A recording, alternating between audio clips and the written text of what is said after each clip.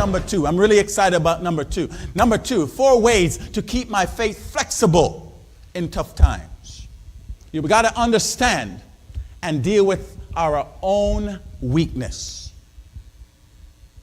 You got to get to a place where you realize that you do have weaknesses in your life. People all the time don't realize that. And I'm going to really highlight that for you this morning, because every single person, and I'm going to blow it out at the best I can, and everybody in here is going to get convicted for 2 seconds. You ready? You ready?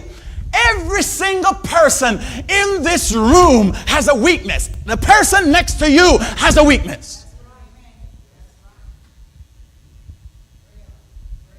The only difference between their weakness and the guy that's in public or in the light is the fact that yours didn't show up. Oh, glory be to God. And when you can acknowledge that, number 1, that the world is not perfect. Number 2, you have a weakness. And if you will face that weakness and deal with that weakness, that's how flexible you are in your faith. Woo! I'm preaching something here. I'm getting something started here.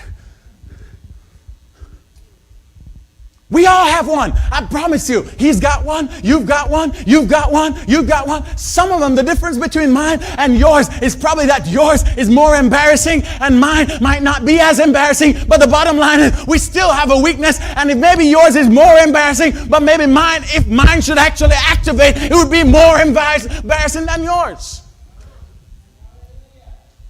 So in other words, we got to get to a place where, listen, this world is just filled with evil, but you got to be flexible in your faith to say, you know what, I'm dealing with something. I got to take that time to get away from this so my weakness does not kick in and take you out. Jesus, come on. A lot of times the response to issues is not so much that someone wants to respond to the issue, but it's because they were not willing to be flexible in their faith and say, listen, I'm not going to deal with this right now because I know what I'll do because I've done it before, and I'm going to just give it a break.